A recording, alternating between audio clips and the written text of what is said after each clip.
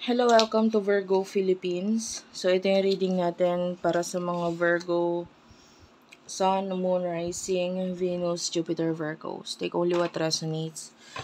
Love reading to, guys. Pwede ka makarelate, pwedeng hindi. Of course, hindi naman natin yon ipipilit. Okay? Inayos ko lang yung camera. Anyway, kung gusto mo, pwede ka magpa-personal reading kay Jing Tarot Reader. Friend ko yon, guys, ha? Hindi ako yon. Siya kasi nagbibigay ng personal reading. Ako, actually, wait lang. Nalaglag ang aking ring light. Ayan. Meron akong available na reading. Kung gusto mo. Ito, medyo nakakonsentrate ako sa mga nasa ibang bansa. Gusto mo magpa-reading. So, sa ngayon, PayPal yung aking, mode of payment. And this is limited time offer lang. Ayan, hanggat hindi ako busy. 1,500 for astrological reading. Ayan. And yeah, for other products na available doon na lang sa TikTok shop namin, ha. Unipree. Let's start your reading for Virgo. Sun, Moon, Rising, Venus, Jupiter, Virgo. Ayan.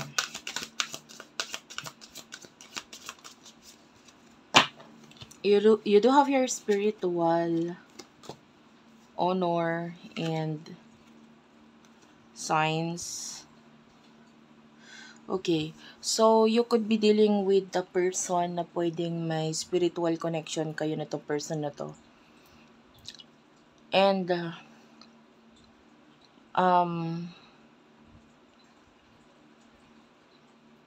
nakikita natin na may, the more na tumatagal, pwedeng, alam mo na yung mga sign, alam mo na itong person na to ay may spiritual or soulmate connection sa inyo. So, this is a soulmate reading. You do have your enlightenment. So, maaring, you could be dealing with a twin flame. Pero this time, if this is a twin flame reading, pwedeng, anong tawag dito? Pwedeng, wait lang, parang may nawawala. No, sorry about that. Hindi ko alam, parang may nawawala. I don't know if this is you na pwedeng habang nanonood ka dito sa channel or sa video na ito is may nawalang gamit sa'yo or parang may nawawala sa'yo. Like that kind of feeling kasi yun yung nararamdaman ko ngayon. So, parang may nawawala sa'yo. Okay? Nagamit. Anyway.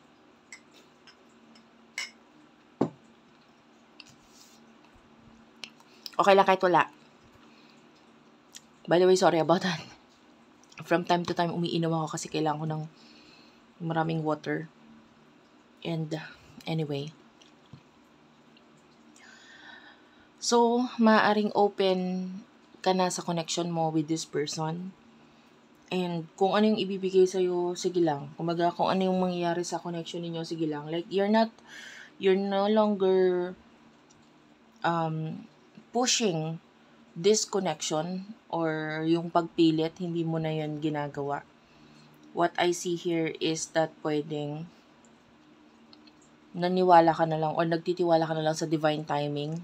Yeah, maybe you see this person as soulmate mo, twin flame mo, whatever, but you're letting go. You're letting go of the, of the connection na parang maybe in the past you feel like, hindi, para kami sa isa't isa eh. Dapat i-push namin yung connection namin. Dapat may gawin ako sa sitwasyon ko. Dapat yung mga tao sa sitwasyon, sa mga paligid namin na naging problem, dapat tanggalin ito, dapat you know what, maybe in the past, ganun kang klase ng tao eh. Like, you want communication sa person na ito, you want to connect with this person, and then there's a lot of pain, sufferings na nanggagaling sa'yo. Wait lang, may mga insekto.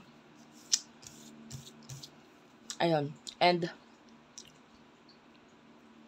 might be ngayon pwedeng, especially those people or those Virgos dealing with their twin flame, pwedeng naliwanagan ka na ngayon na parang,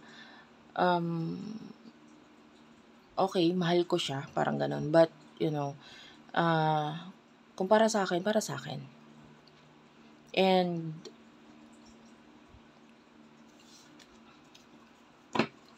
you're no longer fighting. The energy here is you're no longer fighting itong mga signs na ito or itong person na ito. You're no longer fighting the connection. So, tell me more messages here. Wait lang. Talagang lumalabas itong card nito.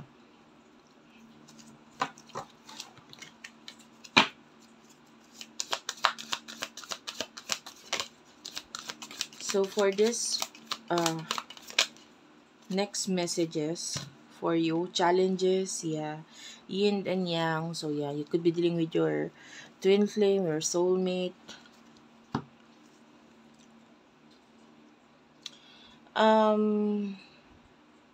You do have your challenges, and I feel like itong challenges na ito, nakikita mo ito as like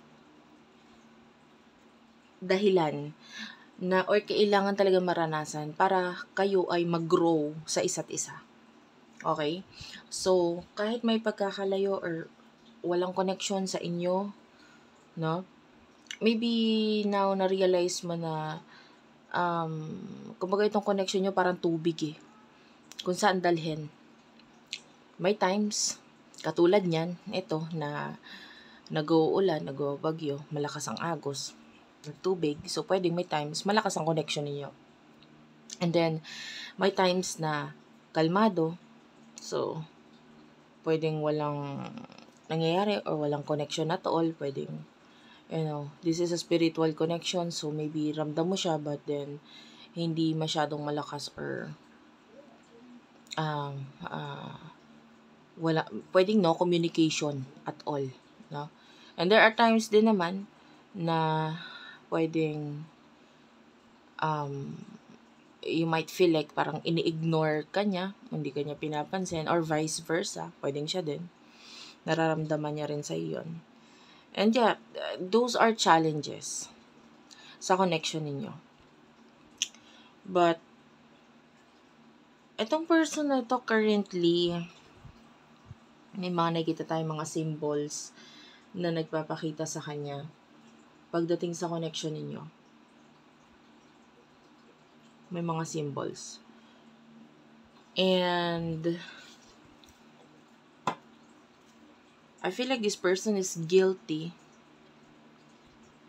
na gusto niyang guilty siya na gusto niyang magkaroon ng or gusto niyang ituloy ang connection na ito. Maybe in the past, pwedeng masyado siyang in denial dito or hanggang ngayon, masyado siyang in denial. To the point na parang tingin mo sa kanya masyado siyang selfish kasi bakit ganun?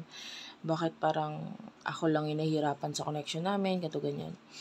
So, anyway, alamin natin bakit hindi niya napapansin or pinapansin itong mga sign, mga symbols na ito.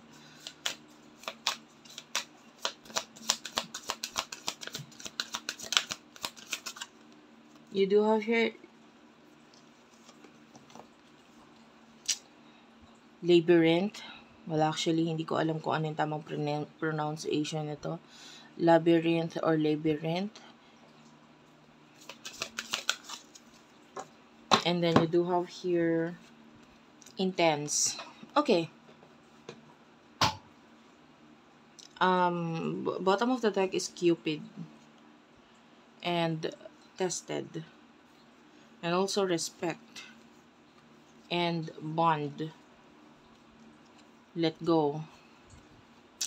So, itong mga messages na ito, pwedeng hindi niya pinapansin yung connection niya because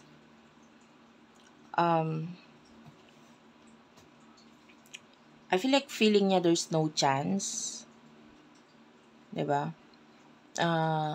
Like maybe napapansin niya yung symbol or signs pero feeling niya walang chance or hindi pwedeng ituloy. And also some of you pwedeng because the symbol or the signs are so intense para sa person mo. Now, dahil sobrang intense nito, pwedeng nandun yung takot para sa kanya. Yung parang, wait, this is not the kind of love or the connection na parang kaya ko eh. Parang maybe this person na panghinaan siya ng loob na parang feeling niya hindi niya kaya. Or this is too intense, masyadong intense, sobrang hirap or natakot. Yun yung pinaka term dun is natakot yung person mo. And then you do have your Cupid and tested. So, I feel like some of you, kaya hindi niya pinapansin ito is because maybe there's respect here sa kung ano man yung nagiging dahilan ng separation. Okay? So, if yung iba sa inyo, if this is another relationship, nare-respeto niya relationship na yun, especially kung may marriage na involved. Some of you, kung ang dahilan ay dahil sa mga magulang, yeah, maybe your parents, hindi siya gusto, or yung magulang niya, hindi ka gusto, so yung out of respect sa mga taong ito. Kaya, maybe, nandyan yung sign, nandyan yung symbol, nandyan yung feeling, but there's some kind of delay dahil itong person na ito may respeto siya doon sa mga taong iyon. And you do have your bond.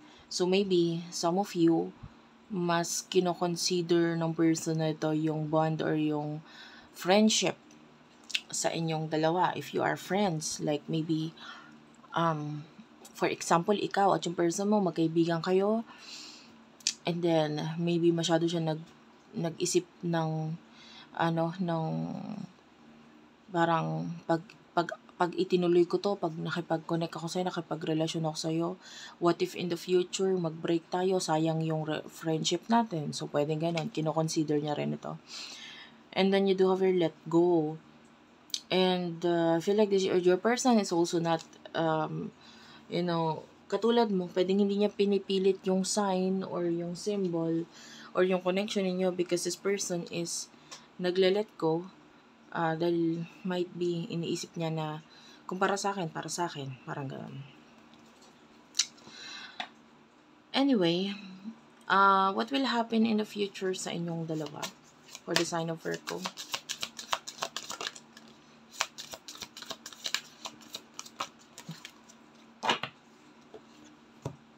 You do have your tested bond. Okay, I love this. Boundaries and power.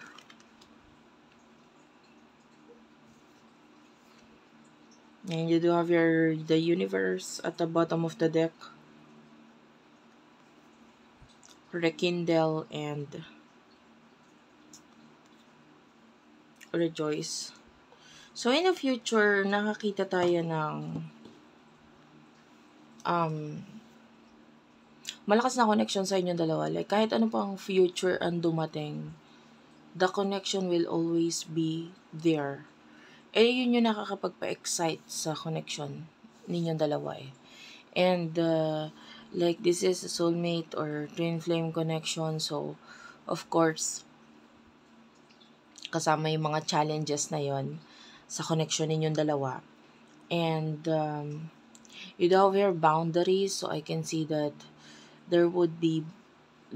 there's this feeling na nagtutuloy-tuloy yung separation in the near future sa inyong dalawa because of boundaries. Which is actually, nakikita mo naman nga na itong separation ninyo ay lesson sa bawat isa. So, if ever that there's boundaries sa inyong dalawa, nagiging problem sa connection ninyo,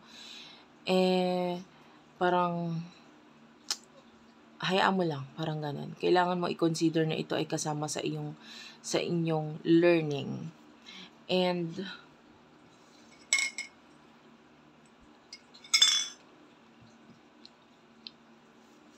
sorry about that. Uminom lang ako. By the way, yung aking iniinom na tubig ay may chia seed yun, kaya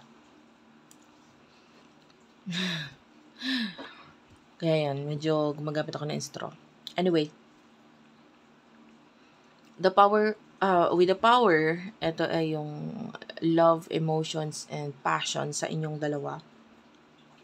And there's a lot of love, a lot of emotions in the near future.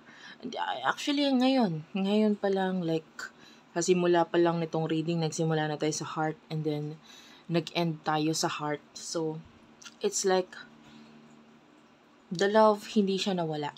Hindi siya mawawala. Okay? Maybe,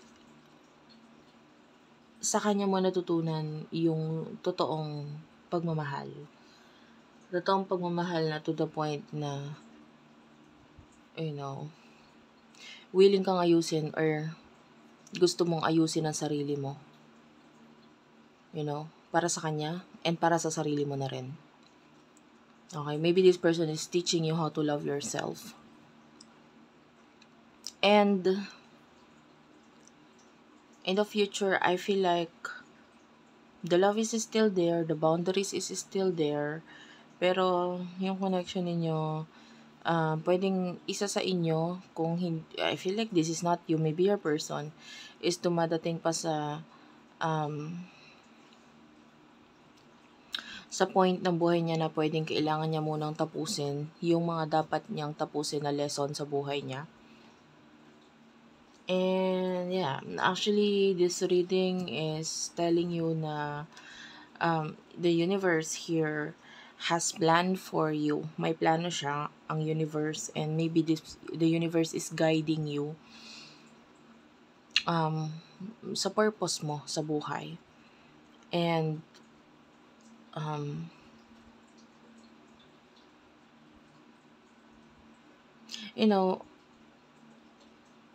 hindi, kumbaga, pwedeng hindi pa panahon in the near future yun sa inyong dalawa dahil hindi pa ready yung person mo during this time. But the universe is supporting you, supporting your person, supporting your journey together. So, ayun, pwedeng, what is the advice here for Virgo? What is the advice para sa mga Virgo? You do have here, embrace what destiny has in store for you. So, yun nga. Kumbaga, yakapin mo lang kung ano yung ibibigay sa'yo ng universe, yung destiny for you. And, you do have your soul at the bottom of the deck. Your soul is preparing to reconnect, trust in the process. So, that is the advice for you. Magtiwala ka lang sa process ng connection na ito. Okay? Hayaan mo lang yung person mo sa ngayon. Mag-focus ka sa sarili mo. Thank you for watching. I love you all and bye-bye.